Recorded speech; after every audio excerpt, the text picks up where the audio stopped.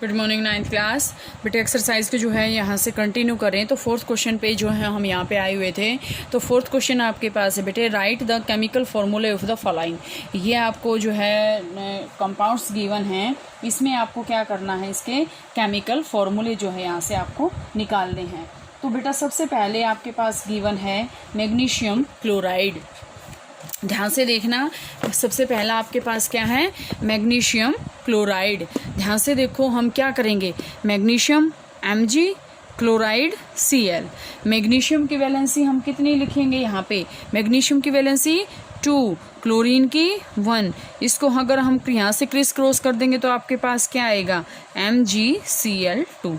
तो this is the formula of magnesium chloride. Second है आपके पास कैल्शियम ऑक्साइड। तो कैल्शियम ऑक्साइड देखो आपके पास हम क्या लेंगे, कैल्शियम लिखेंगे Ca, ऑक्साइड लिखेंगे O। कैल्शियम की वैलेंसी आपके पास क्या होती है 2, ऑक्सीजन की भी क्या होती है 2। क्रिस क्रॉस कर देंगे तो आपके पास क्या आ जाएगा, कैल्शियम ऑक्साइड CaO। आगे फार्मूला, थर्ड फार्मूला आपके पास गिवन है कॉपर नाइट्रेट। कॉपर को लिखेंगे Cu, नाइट्रेट को लिखेंगे NO3, CuNO3। अब कॉपर की वैलेंसी होती है 2, नाइट्रेट की होती है 1। क्रिस क्रॉस कर देंगे तो यहाँ से आपके पास क्या बनेगा, CuNO3 ट्वाइस।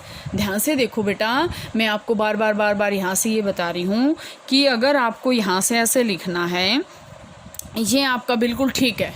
लेकिन अगर किसी बच्चे ने CuNO3 ट्वाइस ऐसे लिख दिया तो ये फॉर्मूला बिल्कुल गलत है। ठीक है, अब जैसे कोई भी चीज़ देखो, यहाँ से AB5 हमने ये लिख दिया, या हमने लिख दिया A2B3। अब यहाँ से ये क्लियर है कि 2A हैं, B3 हैं, A1 है, B5 है। ठीक है, लेकिन अगर आपको ये लिखना हो AB5 का 3, इसका मतलब क्या है, A तो वही एक है, B कितने हैं 5 3 जा 15।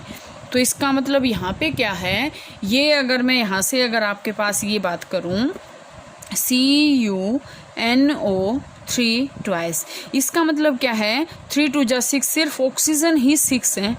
लेकिन ये आपके पास गलत है, क्योंकि नाइट्रेट का अगर हम बात करते हैं तो नाइट्रेट का कॉमन फॉर्मूला क्या होता है, NO3। ठीक है, अब नाइट्रेट के ऊपर ही तो पूरे पे 2 आएगा, तो नाइट्रेट का पूरा 2 लिखेंगे हम इसको ऐसे। ठीक है, CuNO3 ट्वाइस। थर्ड आपके पास आता है फोर्थ एल्यूमिनियम क्लोराइड। एल्यूमिनियम का हम क्या लिखेंगे Al, क्लोराइड का Cl। एल्यूमिनियम की वैलेंसी कितनी 3, क्लोरीन की वही 1। तो यहाँ से क्या आ जाएगा AlCl3। अब हम इसको Cl को ऐसे नहीं लिखेंगे Cl3, क्योंकि Cl तो एक ही है, क्लोरीन 2 थोड़ी हैं, AlCl3। इसके बाद नेक्स्ट आता है कैल्शियम कार्बोनेट।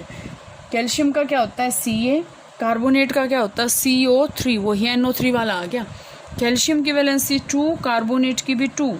तो यहाँ से हम क्या करेंगे, इसको Ca2 CO3 2 ऐसे लिखेंगे, 2 से 2 कैंसिल हो जाएगा, CaCO3 कैल्शियम कार्बोनेट। हो गया फार्मूला। इसके बाद बेटा आपके पास फिफ्थ क्वेश्चन आता है, give the names of the element present in compound. आपके पास ये फॉर्मूले फिक्स हैं। क्विकलाइम, क्विकलाइम का फार्मूला होता है बेटा कैल्शियम ऑक्साइड, कैल्शियम ऑक्साइड, और अभी बताया CaO।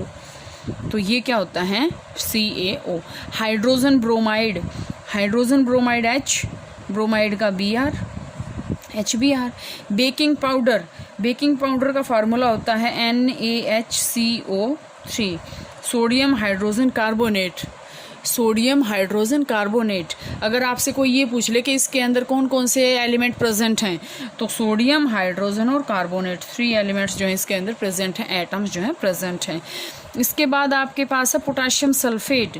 पोटाशियम आपके पास क्या होता है, पोटाशियम आपके पास होता है बेटा K, और सल्फेट SO4।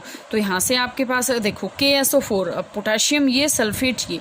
अब पोटाशियम की वैलेंसी कितनी होती है 1, सल्फेट की 2। तो फॉर्मूला आपके पास क्या बन जाएगा, K2SO4, K2SO4 हो जाएगा।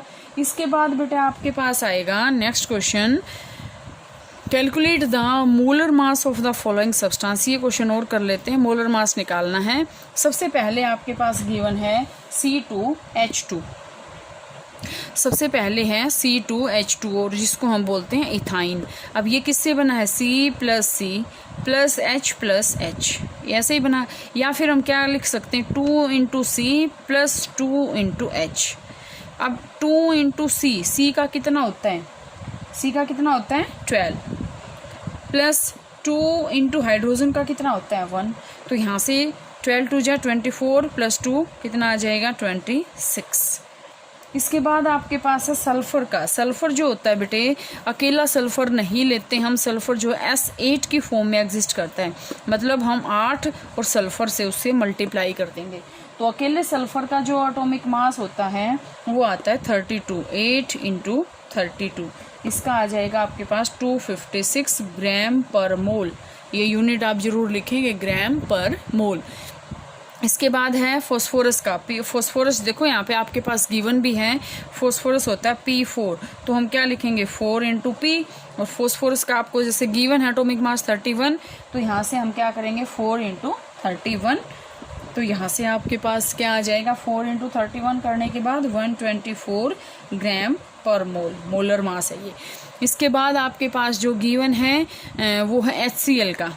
ध्यान से देखना, HCl किससे बना है? Hydrogen plus chlorine. हाइड्रोजन का 1, क्लोरीन का होता है 35.5। तो यहाँ से आपके पास कितना आ जाएगा? 36.5। ठीक है। इसके बाद आपके पास दे रखा बेटे HNO3 नाइट्रिक एसिड का, HNO3। सबसे पहले इसके अंदर एटम बताओ। Hydrogen plus nitrogen plus oxygen कितने हैं? 3 ऑक्सीजन। हाइड्रोजन का 1, नाइट्रोजन का आपके पास कितना होता है? 14 प्लस 3 ऑक्सीजन का आपके पास कितना होता है? 16। तो जब हम इसको 14 प्लस 1 15 और 16 3 जा, इसको जब हम सोल्व करेंगे तो आपके पास आएगा 63 ग्राम पर मोल। ठीक है। तो यहाँ तक बेटा आप इसको कर लेना, बाकी जो है न्यूमेरिकल्स ही हैं, बाकी क्वेश्चंस ही हैं वो जो है कल करते हैं।